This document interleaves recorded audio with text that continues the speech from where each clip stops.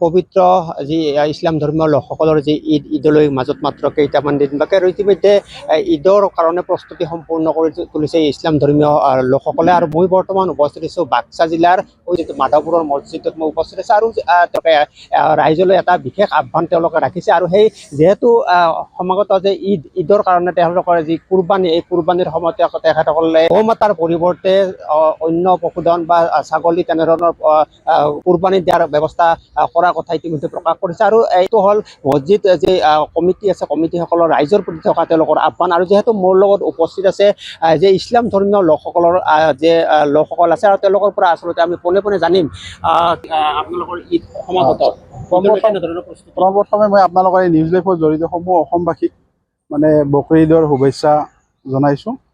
কথাটো হ'ল কি, যিটো কুৰবানী, এই কুৰবানীক লৈ যিটো বিতৰ্ক মানে হৈ থাকে, এতিয়া আচলতে আমি মানে কি সনাতনী ভাইসকলে যিগতিকে গৰুক তেওঁলোকে পূজা কৰে আৰু আমি তেওঁলোকক সন্মান জনাই, এতিয়া জনে জনে যায় যি কৰিব নিজৰ ইচ্ছা, কিন্তু আমি ভাবোঁ তেওঁলোকক সন্মান জনাই পেলাই যদি আমি ছাগলী মানে কুৰবানী কৰোঁ তেতিয়াহ'লে একো বেয়া কথা নহয়। আৰু ধৰক কুৰবানী মানে হ'ল ত্যাগ, ত্যাগটো আমি কেনেকৈ কৰিম?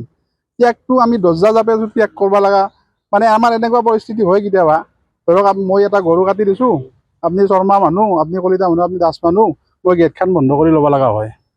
আচলতে যাতে আমাৰ সেনেকুৱা পৰিস্থিতি নহয়, আৰু আমি সিহঁতি সকলোকে ইছলাম ধৰ্মাৱলম্বী ভাইসকলক আমি আহ্বান জনাম যে অৰ্ডাৰ নহয়, কোনেও ভুল বুজিব নালাগে, কিন্তু মোৰ ফালৰ পৰা সিহঁতি আমাৰ ৰাইজৰ ফালৰ পৰা সিহঁতি আমি আহ্বান জনাম, পাৰিলে ছাগলী কুৰবানী কৰাটো মানে ভাল। আৰু হয়তো ছাগলী কৰিম, মই আমাৰ ৰাইজৰ কথাটো মই ছাগলী কৰিম, বাকী সিহঁতি ব্যক্তিগত কথা। আৰু সিদ্ধান্ত এটা লৈছে ছাগলী কৰিব, আৰু সকলোকে আমি আমাৰ ফালৰ পৰা আমি আহ্বানো জনাম যে ছাগলীয়ে কৰক, কিন্তু সিহঁতি অৰ্ডাৰ নহয়, কোনো ভাবি ল'ব নালাগে, ভুল ভাবি ল'ব নালাগে যে সিহঁতি অৰ্ডাৰ দিলে নেকি মাধৱপুৰ 1 নং জামে মছজিদে, নিৰ্দেশ নহয় এতিয়া।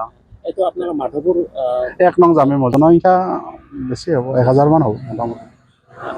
এইটো হৈছে মাধৱপুৰ যি মছজিদ, এইটো মছজিদ তেওঁলোকে আচলতে নামাজ পঢ়াৰ কাৰণে ইতিমধ্যে একগোট হৈছে। আৰু তেওঁলোকৰ যি ইছলাম ধৰ্মীয় লোকসকলৰ প্ৰতি আচলতে তেওঁলোকৰ আহ্বান যে এইটো তেওঁলোকৰ নিৰ্দেশ নহয়, যিসকলে পাৰে আচলতে তেওঁলোকে গৌ মাতাক, যিহেতু হিন্দু লোকসকলে যিহেতু গৌ মাতাক পূজা অৰ্চনা কৰে আৰু তাৰ প্ৰতি সন্মান জনাই আচলতে এনেধৰণৰ এক সিদ্ধান্ত গ্ৰহণ কৰিছে। কি ক'ব দাদা, আজিৰ দিনত পবিত্ৰ ঈদ আপোনালোকৰ আহি আছে?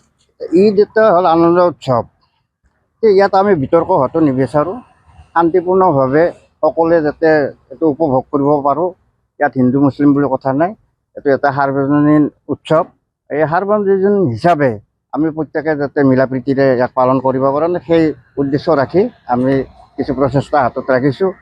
কিমান দূৰ ফলৱতী সময়ে ক'ব যে এইখিনিয়ে আমাৰ মাধৱপুৰ জামে মছজিদৰ ফালৰ পৰা আমি এটা আলোচনা মৰ্মে লোৱা কথা বা সিদ্ধান্ত বুলিও আমি ক'ব নোৱাৰোঁ, কাৰণ আমি বিচাৰোঁ যে আমি নেশ্যনেল হাইৱেৰ কাষতে আছোঁ, বিভিন্ন ধৰ্ম, বিভিন্ন বৰ্ণৰ মানুহ অহা যোৱা কৰে, বহুত বিভিন্ন মানুহৰ লগত আমাৰ জনসংযোগ থাকে, যাতে আমি এই জনসংযোগটো চিৰস্থায়ী কৰি ৰাখিব পাৰোঁ, তাৰ কাৰণে এই বিতৰ্কৰ পৰা আমি কিছু আঁতৰত থাকিব বিচাৰিছোঁ। আৰু এইটো আমাৰ বকৰি ঈদ বুলি কয়, ঈদুল আজহা, এইটোত আগে পিছে আমি কুৰবানী সত্য যুগৰ পৰা চলি আছে আমাৰ ধৰ্ম। কুৰবানীটো কম্পালচৰি নহয় যে গৰুৱে দিব লাগে, সেনে নহয়। আমাৰ কিছুমান আমাৰ যিটো ভাষাত হালাল বুলি কয়, হালাল মানে আমাৰ যিটো মানে খাৰ উপযোগী খাদ্য হিচাপে ব্যৱহাৰ কৰিব পাৰি, ঠিক তেনেধৰণৰ জীৱ জন্তু আমি দিব পাৰোঁ, নিখুঁত জীৱ জন্তু। গতিকে সেনেধৰণৰ আমি বিকল্প চিন্তা এটা কৰিম। এইবাৰ ঈদলৈ প্ৰস্তুতি কেনেধৰণৰ? আমাৰ প্ৰস্তুতি সম্পূৰ্ণ। আমি ইতিমধ্যে যিসকলে আমাৰ প্ৰত্যেকে এই কুৰবানীটো দিব নোৱাৰে, তথাপিও আমাৰ এটা নিয়ম থাকে, সাতঘৰে লগ হৈও দিব লাগে জন্তু এটা। যে জন্তুটোৰ সেনে ডিষ্টিংলি কোনো নামাঞ্চন নাথাকে যে গৰুটোৱে আমাৰ একদম কম্পালচৰি, সেনে নহয়। আমাৰ বিভিন্ন ধৰণৰ ছাগলী আছে, উট আছে, ভেড়া আছে, দুম্বা আছে, যাই যেনেকৈ পাৰে আৰু সেনেকৈ দিব। আমি সেইটো দিয়াৰ কাৰণে আমিও এইবাৰ প্ৰস্তুত। হয় আচলতে এই যে মাধৱপুৰৰ যি ইছলাম ধৰ্মীয় লোকসকলে আজি একগোট হৈছে তেওঁলোকৰ যি পবিত্ৰ মছজিদত আৰু তেওঁলোকৰ যি সমাগত যি ঈদ আৰু ঈদৰ কাৰণে তেওঁলোকৰ যি সিদ্ধান্ত আৰু এই সিদ্ধান্তই তেওঁলোকক এক জনমুখী এক সিদ্ধান্ত হিচাপে পৰিগণিত হ'ব কাৰণ যিহেতু ইছলাম ধৰ্মীয় লোকসকলে যিটো তেওঁলোকৰ এইটো বকৰীদ আৰু বকৰীদত আচলতে কুৰবানী হয় আৰু কুৰবানীৰ কাৰণে যিহেতু ইয়াত যে সনাতন ধৰ্মৰ লোক বহুতখিনি আছে আৰু তেওঁলোকৰ প্ৰতি সন্মান প্ৰদৰ্শন কৰি আচলতে এই যে মাধৱপুৰৰ যি ইছলাম ধৰ্মীয় যি লোকসকল আছে তেওঁলোকে তেওঁলোকৰ গৌ মাতাৰ পৰিৱৰ্তে ছাগলী কুৰবানী দিয়াৰ এক সিদ্ধান্ত গ্ৰহণ কৰিছে।